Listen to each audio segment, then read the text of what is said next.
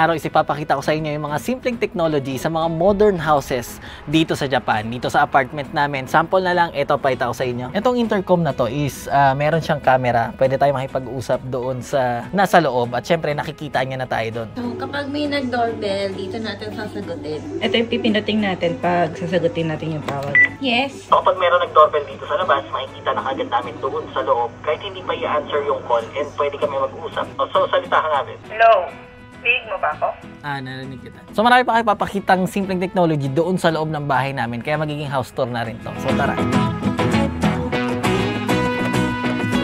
So tara, pasok kayo. So meron pa tayong ganito, no? Nilalagay siya tuwing New Year, then ibabalik namin siya dun sa shrine para sunugin. So pagpasok natin dito sa mga Japanese houses, merong baitang talaga lagi na ganito para iiwan mo yung sapatos mo dito mismo sa labas. Kasi yung mga gamit mong sapatos sa labas, hindi mo pwedeng ipasok yan sa bahay. So dito sa may part ng entrance namin, and meron pa tayong Uber bag dito. Kasi pagka rest day ko at wala akong ginagawa, is bumabiyahe ako ng Uber. Siyempre, extra income rin yan. So eto dito, nilalagay namin ibang gamit na for emergency, if madali kunin. Then ito naman katabi niya is lagayan na rin ng sapatos. Medyo mahilig rin ako sa mga sapatos. Ayan, mga Jordan. 3 lang kami nakatira dito sa bahay. Ito yung lagayan namin ng sapatos. Napuno na siya ng sapatos, no? Wala pa kay Yukito dyan dahil maliit siya. Nandun pa sa taas sa kanya. Then dito rin is mga sapatos din yan. Meron pa dito sa baba na hindi na namin nailagay sa lagayan. Then, aakyat tayo. Then, pagpasok natin nga dito sa entrance, makikita nyo, hagdan siya kagad. So, yung style kasi na itong bahay namin is 3rd floor siya. Then, per floor, iba-iba yung pintuan niya. So, sa amin, buong 2nd floor sa amin. Kumbaga, yung nasa 3rd floor, which is yung tita ko, and yung tito ko na Japanese doon nakatira, hindi nila kailangan dumaan dito sa 2nd floor para umakyat. May sarili silang pinto, may hagdan din sila doon. So, kami sa 2nd floor is pagpasok, isang hagdan agad. And nandito yung baby car ni Yukito. Kasi, para madali lang namin ilabas pag alis kami. So, ito yung hagdan. So, pagkakaroon ng hagdan, meron tayong 3 pinto. Ito. Tapos, dito sa may gilid, meron pa 2 pinto. So, itong pinto na to para sa CR namin. So, ito interesting din. Alam ko yung ibang tao na mga nakanood na ng mga videos sa Japan or nakapunta na ng Japan is familiar na kayo na ang daming pindutan ng mga toilet dito sa Japan. So, ganun din yung style sa amin kasi modern style na nga dito. So, open lang natin siya. So, yan. Maliit lang siya dito. And meron kami ditong compartment. Lagayan siya ng mga gamit dito sa CR. Sa taas din, lagayan ng mga tissue. Then dito sa may gilid, ito interesting part na sinasabi ko na maraming pindutan. Ito yung pinaka-remote ng toilet natin. No? Ang dami natin makikitang buttons dyan. Pero ang pinaka-importante lang naman dyan, syempre yung flush nandito sa may taas. Meron siyang 3 mode, palakas ng palakas. So yan lang naman yung level niya. Dito naman is stop ang ibig sabihin yan. So kapag gumamit ka ng bidet, ito yung mga choices natin. Merong straight lang, merong mas pakalat. Makikita rin naman natin dito sa pagkakadrawing, merong pambabae. So dito naman, ito yung lakas ng tubig or yung pressure, water pressure yan. Depende kung anong level mo siya isiset. So pwede mahinahan, pwede malakasan. Ito naman para sa position ng bidet natin, abante at saka atras. Then iba naman is kapag lilinisan na namin siya or something na isiset sa kanya, yun ay nandiyan sa baba. So dito kasi yan, lumilitaw or lumalabas. Ayan, si Yukito nakikisabay talaga dito, sunod ng sunod sa akin. So yan is kwarto ng kapatid ko. So mula pag-akyat dito sa hagdan, sa kanya kwarto to. So ikaw mang mag-tour sa amin sa loob.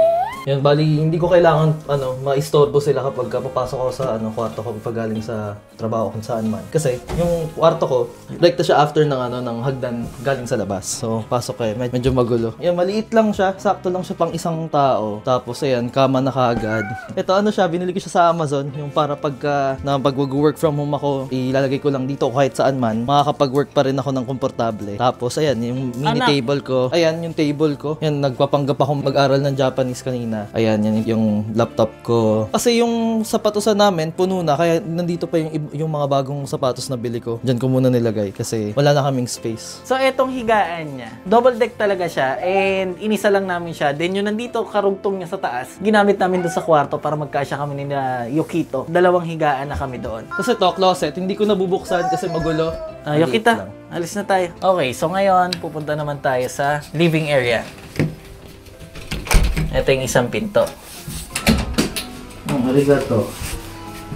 Dito sa living area namin, ayan, meron tayong sofa dito. Nandito yung mga aquarium ko. Dito sa may side na to, syempre, nakita natin nandito yung TV namin. Then, meron ako mga aquarium kasi talagang sobrang hilig ko sa mga isda. Sa pinakataas, meron tayong mga angel fish dyan. Bago lang ako nag-alaga nito, bago lang tong mga isda na to. Kasi dati, marami talaga sila. Itong gapi, molly, yung mga nag-aalaga ng isda, kilala niyo yung mga isda na yan. Sa baba, di na masyado kita, pero meron akong betta fish dyan. Tapos, cory fish. Ito naman yung tank ko ng goldfish. Kung maalam ka rin sa isda, pwede mong sabihin na medyo crowded siya, no? Pero makikita nyo na talagang sobrang healthy niya mga goldfish ko na yan. Kasi nagpapalit ako ng tubig nito ng mga 70% once a week talaga siya. Then, meron siya malaking filter dito sa taas. Nakalimutan ko yung pinaka-term na tawag dyan. Basta umiikot yung tubig dyan. Dito may mga filters tayo. Meron pa akong external canister na nakakabit. Nandun naman siya sa may baba. So, umiikot rin yung tubig mula dito sa aquarium papunta doon. Tapos, may mga filters din yun. So, and dito naman, sa may part na to, is hindi ko na rin bubuksan. Ano lang siya, sampayan lang siya, no? Yan yung pinaka-balcony namin. So, naipon kasi mga basura namin mula nung New Year dahil na nga holidays. So, wala nag-pick up ng mga basura namin. Mula yata bukas, pwede na kami magtapon sa labas. So, yon, merong schedule yung basura dito. Kung karton lang. Kung basura na halo-halo, basura, din mga bote. Ngayon punta naman tayo dito sa studio ko. So, dito kasi, hinati ko na dito sa may side na to, is ito yung living area namin. Dito naman, yung space ko naman to. So, hinati ko siya. And kung mapapansin nga, wala kami talaga pinaka-dining area. Yung maliit na lang na yun yung ginagamit namin pag kumakain kami. So, okay naman na kami doon. And wala na talaga ring space for dining area. Ito, yung pinaka-studio ko doon sa main channel natin. Nakikita nyo, meron akong silver play button. Itong play button na to is nakuha ko doon sa main channel natin. At yan yung matagal ko na ring, almost 5 years na yung channel ko na yon. At gumagawa ko ng mga review na itong mga item na to. Kaya marami ako. And eto nga, yung mismong space kung saan ako nag-shoot. Kaya kailangan ko talaga ayusin to. Then, yan, nandito yung camera sa may sulok. Ito lang yung nakikita tuwing gumagawa ako ng video. So hopefully, makakuha pa tayo ng isang silver play button dito naman sa channel na to, Tokyo Talks with James, kung magsusubscribe lahat ng nanonood sa atin. So pag-check ko sa analytics ko sa YouTube, mga nasa 80% ng nanonood dito sa channel natin na to is hindi nakasubscribe. So baka nakalimutan nyo lang, i-check nyo naman kung nakasubscribe na kayo. So libre naman yan, pwede nyo bawiin yan anytime hanggat gusto nyo yung mga ina-upload ko. So dito naman sa table ko, ayan, itong laptop na gamit ko is Asus TF Gaming A17. Hindi talaga ako masyado naglalaro ng mga PC games. Ginagamit ko to for editing kasi yung requirements ng editing is same sa mga gaming na unit. Tapos ito yung hawak na Yukito. Ito yung gamit ko microphone ngayon sa pagbablog natin. Lark M2. Ito maliit na to. So smooth siya, madali dalhin. Then ito naman yung gamit ko na microphone kapag nagdadub ako. So M-Audio. Uber mic yung tawag sa kanya. So medyo nag-invest ako dyan para kapag ka nagdadub ako sa mga videos natin para mas buo yung boses ko. Kaya yan ang ginagamit ko. Yung earphones ko, mura lang yan. So share ko na rin sa inyo kung ano yung ginagamit ko pang vlog kasi baka meron lang interesado dyan. So meron akong isang camera dito. Ito yung DJI Pocket 2 na maliit siyang camera. Ayan, meron siyang stabilizer. Dati paborito ko to kasi kapag naglalakad, maliit lang siya, then stabilize yung kuha niya dahil nga meron siyang stabilizer. Then ito yung pinaka main camera ko kapag pupunta ako sa mga event. Kung nanonood kayo ng mga videos ko sa mga festival and event, ito talagang ginagamit ko, itong Insta360 Ace Pro. Ayan, nakaset na siyang ganyan. Dito ko nilalagay yung receiver ng microphone. Dito sinasaksak. Then ito yung screen niya. Ang maganda kasi dito is na-flip yung screen natin dun sa likod papunta dito sa harap. Kaya pag nagbablog ako na ganyan, nakikita natin. So, ang gamit nating pang video ngayon ay nakikita doon sa may screen is yung isang iPhone ko na iPhone 16. Isa to sa naging paborito ko naman ngayon na gamitin. Lalo na kung mga family vlogs, pasyal-pasyal lang na hindi naman tuloy-tuloy yung pagkukuha ko ng mga videos. Ito na yung ginagamit ko, yung phone na lang kasi mas convenient siya na ibubulsa. Depende sa shot kasi minsan kailangan ko ng mga naka-zoom. So, ito kasing action cam kasi talaga siya. So, ang effect niya is mas malawak yung kuha. Kaya kahit malapit lang yung hawak ko sa camera, is malawak na yung kuha niya. So, kapag kailangan ko yung naka-zoom, phone naman ginagamit ko. Minsan, ito ginagamit ko. Kaya minsan, sa isang vlog na lalo yung mga festivals na mahaba talaga, whole day ako nandun, is mix yung mga kuha nun na iba-ibang camera ang gamit ko. Pinagsasama-sama ko. Hindi lang nahalata, patag yung colors niya. Sa editing ko na inaayos yun. Let's go! Ikaw naman magpakita sa kanila ng kitchen natin. Dahil ikaw ang nag-aasikasa dyan. Okay. So, ito yung kitchen natin. Rice cooker, natin nagsasaing, microwave. Almost lahat ng bahay dito sa Japanese may microwave kasi wala kasing time magluto. So, ready to eat yung mga madalas sa supermarket, food shelf namin. Ginawa lang nila to. Is binuulang namin. Kasi dito sa Japan, tuwing bibili ka ng mga gamit na ganito, talagang kalas-kalas siya, ikaw magbubuo sa sarili mo. Ito yung sink namin. Ito kasi maganda siya, gawa siya sa marble. Pati itong itong pinakalutuan namin. Madalas din kasi puro mga stainless yung mga old model na bahay, di ba? Ito bagong model na ito. Tapos meron tayong exhaust fan. Kada magluluto tayo, kailangan natin pumindot ng exhaust fan kasi mangangamoy sa loob ng bahay yung mga niluto. Yan. So yan, meron siyang tatlong option, malakas, tapos ito naman yung timer. Ito naman is yung ilaw. Then pwede rin naka-on ng 24 hours yung mismong exhaust fan. So dito sa may lutuan namin, tatlo kasi siyang burner. Ayan, itong tatlo yan. Tapos meron tayong burner. So dito yan siya. So ayan, hindi pa nalinisan to. So nag-ihaw kasi kami dyan. Yun, meron tayong mga option pa dito na pinipindot na hindi na namin ginagalaw, mga pang timer. Kapag ka nagluto ka ng rice mismo dito, pero syempre may rice cooker naman. Then dito sa ilalim, ano mga meron dyan, babe? Ito, lagayan ng utensils. Lahat yan di higit.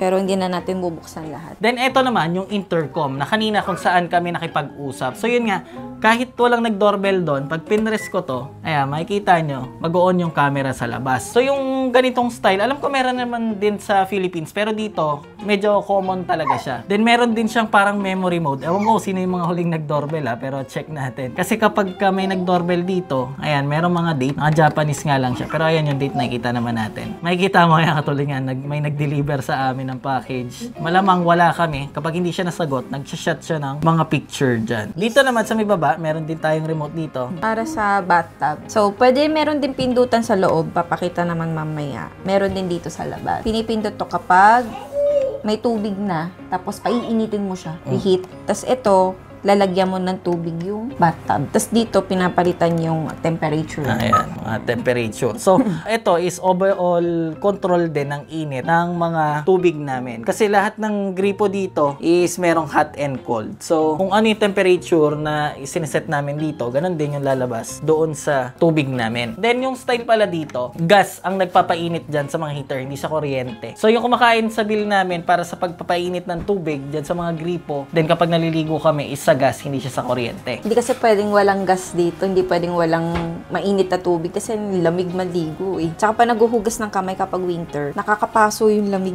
ng tubig. Next, eto, meron tayong dalawang pinto dito. Ito is yung master's bedroom na tinutulugan namin nila Yumi-chan. So, hindi na natin papakita yan kasi hindi kami nakapag-ayos. So, almost the same naman siya dun sa kwarto ng kapatid ko. Ngayon punta naman tayo dito sa father room. So, kanina lang naglaba kasi yung kapatid ko. Ayan, nakita nyo, nandito pa yung lagayan niya ng labahin, then merong maleta. So, meron siyang maletan dala-dala dyan kasi dahil winter ngayon, so matagal matuyo kapag nagsampay sa labas dahil nga malamig. So, dinadala niya sa laundry yan para i-dry talaga. Ito, may sarili din siyang ilaw. Pag nagme-makeup tayo, kita natin. So yan, dito kami nag-aasikaso. Then meron tayong mga switch dito. So exhaust fan, syempre yung ilaw. Then dito, eto naman yung isa pa sa simpleng technology sa dito sa bahay namin, no. So eto, nakita nyo, ang dami niyang pindutan. Pero dyan sa etong mismong remote na to is para lang sa exhaust fan namin dito sa liguan or dito sa bathroom natin. So open natin yung ilaw. So eto na yung pinaka bathroom namin. Meron kami maliit na bathtub dyan. Naglagay kami ng mga alphabet ng Japanese dyan para kay Yukito. Meron salamin, hindi pa napunasan. Then, ayan, mga shampoo namin, lahat, mga gamit panligo. May laruan pa doon dahil kapag nandito sa Yukito. So, ayan, dumating na siya. Yukito-kun, ano yan? Papalatak. Papalatak ka pa. Ito nga is para sa exhaust fan. So, bakit siya maraming pindutan? So, syempre, meron tayong pang stop. Normal na exhaust lang siya.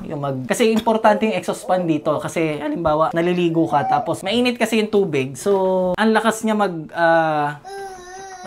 Mag-moist? Yung nagpa-foggy. Basta nagiging mausok na yung buong CR. So, kung wala kang exhaust fan, nakapatayan, talagang mawawala na yung vision mo kasi punong-puno na ng usok nga yung loob dahil nga mainit yung tubig tas malamig yung paligid. So, nakaka-suffocate. Oo, yun. Nakaka-suffocate din siya. Kaya kailangan May exhaust fan talaga. Yun yung isa dito. Meron namang option dito kung saan, dahil nga winter ngayon, tapos nahihirapan ka magpatuyo ng sinampay, pwede ka magsampay na lang dito sa may tapat ng exhaust namin. Ayan, magsasampay ka ng damit dyan, magbubukas ng heater, mainit yung buga niya, para siyang magmumukhang blower. So, ganon, mainit yung buga niya, para matuyo ka agad yung mga sinampay mo. Kapag summer naman, syempre mainit. Normally, ang exhaust fan, di ba pahigop siya, kasi hinihigop niya yung hangin sa loob, nilalabas niya. So, kapag summer, syempre sobrang init naman dito sa loob, and hindi na siya sakop ng aircon, pwede ka naman maging fan. Ang mangyayari naman, pabuga naman siya. So, yun yung isang option. Meron tayong mga timer dito, then mga adjustment kapag, kunyari, ayan, inon natin. Yeah, pwede natin siya i-timer lang. Then, kusa na siya mamamatay kapag natapos na yung timer. Then, kapag i-off lang dito yan. So, isa yon sa nakakatuwang feature dito sa bahay. Okay, yan yung simpleng bahay namin dito sa Japan, no? Dahil normally, mas masikip pa yung mga bahay dito sa Japan. Yung dati ko tinitirhan, mas maliit pa dito, na pag naglagay kami ng higaan, wala nang magagalawan. So, ganun yung style niya. Ito, maluwag-luwag na to. So, punta naman tayo doon ngayon sa... So, ayan si Yukito. Nagmamouse pa, oh. Alam mo, marunong talaga. So, pag inawat yan dyan, iiyak yan. So, habang nag-shoot, sige, laro mo na siya dyan. Ang upa namin dito sa bahay, kasi si tita may-ari nito kaya medyo mura siya. So, ang upa lang namin dito is nasa 100,000 yen. So, medyo mura siya compare talaga kapag nangupahan ka na naghanap ka sa labas. Kasi normally, yung ganito kalaki, 2LDK kasi siya. Sa tansya ko, mga nasa 130,000 to 170,000, mga ganyang presyo. Ang monthly na rent sa mga ganito kalaki. So, sakto pa naman siya ngayon dito sa amin. Kasi 2 bedroom, nakita nyo magkalayo. Sa may entrance, dun yung kapatid ko. Pagpasok sa loob, dito pa yun sa amin. Modern yung style ng bahay. Kaya ako nasabi yun, kung nag-check kayo ng mga vlog, mapapansin nyo yung bahay nila, hindi ganito. Yung Japanese style talaga na may sliding door na kahoy. Although kahoy din naman tong paligid na to, pero modern nga yung style niya. Dito sa Japan, meron kasi ako nakita nag-comment, nakalimutan ko lang yung pangalan niya, kung paano makaupa dito sa Japan. So dati kasi, hindi naman ako dito kay tita nakatira. Una, nakikitira ako sa kanya, kasama niya sa bahay. Tapos eto kasi sa kanya to. After ko nakitira sa kanya noon, kasi syempre nag-iipon pa lang ako para makapagbukod ako. So bumukod ako, naganap pa kami ng bahay. So dito, meron namang mga Fudoya-sang na tinatawag. Parang rental agency. Parang ganon, rental agency. May maraming pwesto yan. Kapag nag-Google search ka niyan, na mga ganon, is ang dami yan kahit saan. Kahit dito lang sa lugar namin, parang mga 3 ang malapit. Pupunta ka sa ganon, hihingan ka ng requirements, paano ka source of income mo. Ang pinaka-importante sa lahat kapag ka foreigner ka dito sa Japan is yung hoshonin na tinatawag na sponsor or parang garantor mo. Na pinaka-the best is Japanese yung kukunin mong garantor. Like sa akin, nung dati, bumukod ako. Estudyante pa lang ako noon, nagpa-part-time job lang ako. Pero kaya naman siya ng sahod ko doon sa inuupahan ko. So yun, na-approve naman ako doon, garantor ko yung tito ko na Japanese, siya yung pumirma doon na ang purpose kasi noon, syempre garantor nga, kapag di ako makabayad, meron silang sisingilin. Parang ganun lang naman. Yun yung isa sa pinaka-importante kapag foreigner. Medyo nahirapan din kami noon na kumuha ng bahay kasi meron na kaming napuntahan, gusto ko na, malapit lang rin dito. Kasi ang mangyayari, di ba, agency nga yung kausap namin, tatawagan niya may-ari, sasabihin yung lahat ng information tungkol sa akin, ganito yung trabaho, ganito yung kinikita isang buwan, foreigner siya, Pilipino, ganito ganyan. Nung nalaman na foreigner, ayaw nung may-ari nung apartment, so hindi ako nakarenta doon. Buti na lang, yung mga pangatlo naming napuntahan ni tita nung naghahanap kami is na-approve ako. So, wala namang problema sa kanya. Kasi, syempre, kahit approve ka doon sa agency, yung mga papel mo, kompleto, kapag tinawagan nila yung may-ari ng mismong apartment na ayaw nila sa'yo, or ayaw nila sa background mo, or ayaw nila ng foreigner, wala tayong magagawa doon. Pero, hahanapan ka naman nila. So, malaking part ng sahod namin ang napupunta sa upa. So, mapapansin nyo pala, no, nakabihis kami, nakaayos kami ngayon. Kasi, lalabas kami 3, pupunta kami sa mall, kasi sabi ni Yumi-chan, marami daw nakasale ngayon. So, yun, sa inyo na lang gusto nyo magstay sa video, sama ko kayo dun sa pupuntahan naming mall. And yun na siguro yung para sa house tour natin, no? Ang liit lang naman ang bahay. Samahan nyo na kami pumunta dun sa mall.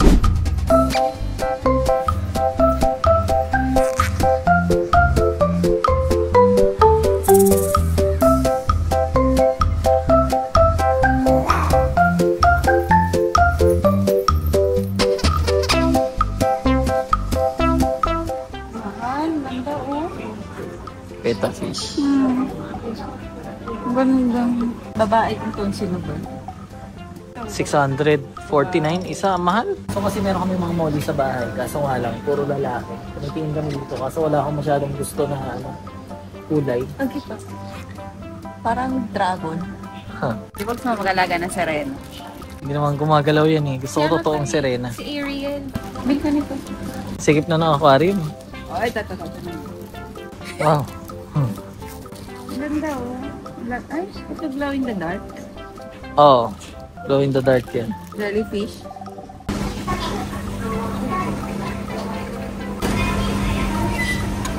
So ayan, bumili kami. Platinum na angelfish. Pakita mo magkano. 1,078 isang piraso. Etong isa, angelfish din. Kamukha lang siya nung nandun sa akin, kulay yellow. 1,078. Ba't magka-presyo sila? Akala ko mas mahal yung platinum.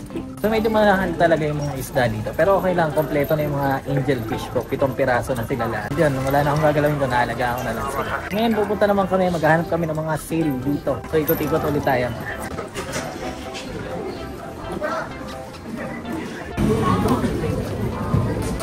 Ito naka-red tag kasi nga marami naka-sale ngayon. 1,290 lang to. Ito mga jacket na to.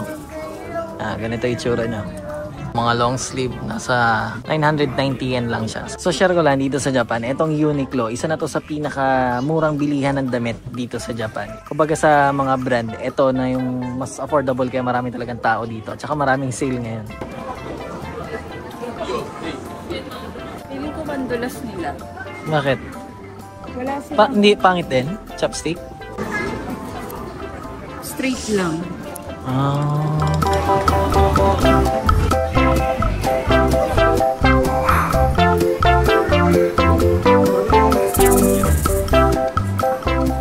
So umaarte si Yukito. Nakita niya yung Ampaman, itong sasakyan na to. Ampaman daw. Ampaman? Ampaman? Problema kasi niyan, magiging kalat sa bahay. Masikip eh. Oh, yun. Tingnan mo yung mukha, nagpapabili. Ha? Gusto mo yan? Kumapit pa sa papa. So ayan, tingnan natin kung ano talaga gusto niya. Ito yung gusto ko bilhin na sa kanya. Pero may laruan kang ganyan anak. May biking man kasi. Biking man. Viking man. Korewa, Yukito. Korewa?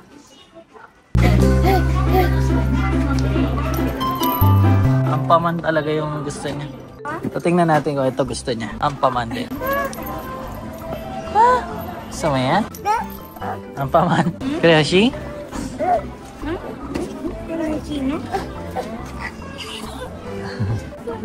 Wala. Binibigay niya lahat sa mami niya. Ang dami gusto ipabili. Ito pinaka-paborito ni Yukito na karakter dun sa anime na to. Ito yung pinakabida sa Viking Man. May ampamangga na stop toy eh. Hindi yan yung inaabot. Hindi. Meron dito Pikachu na inflatable. Pero rubber siya, mukhang naman matibay. Mukhang ito na yung pinaka gusto ni Yukito. So ito na yung napili namin, maliit na bike para kay Yukito.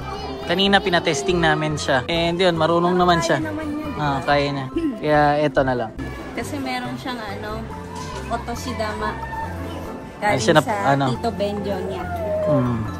Sa New Year. Pa-New Year sa kanya. Pero abono pa kami dito kasi 8,000 to eh. Halos 9,000. 5,000 lang yung nabigay sa atin. So abono tayo. Ang problema nito, hanggang kailan niya sasakyan. Sasawain pa naman tong bata.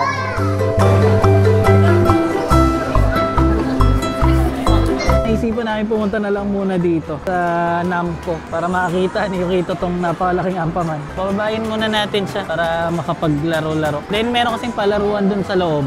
Subukan namin siya papasukin dun. Sakay siya dyan, babe. Kaso iikot yan. Sasabay ka ng ikot. Wala naman seatbelt eh. Hulugan natin? Wag na. Kasi umiikot to eh. So walang seatbelt. Kailangan siya alalayan paikot. Sakay daw siya. Ano yung Yukito? Tingin tayo ba rin? So 200 din siya. Hawak. Oh, ipindot pa. Oh? May laro. Kita mite. Mite. Okay, sakay kami. Paano ba to?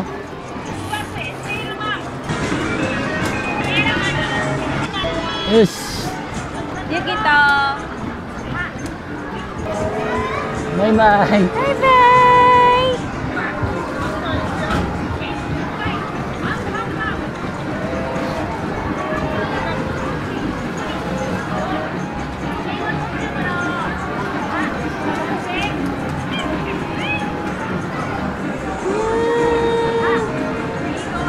Dalawang ikot lang to. Tapos na.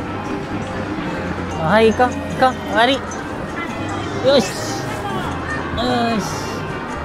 Meron pa siyang Viking Man card. Yay! Alright, so yun, medyo napagod na rin kami at gabi na ngayon. So uwi na kami. At inabot na talaga kami ng dilim ngayon. So uwi na kami ngayon. At dito ko na siguro tatapusin yung video. Maraming salamat sa panonood. Kita-kits ulit sa sunod na video. Bye!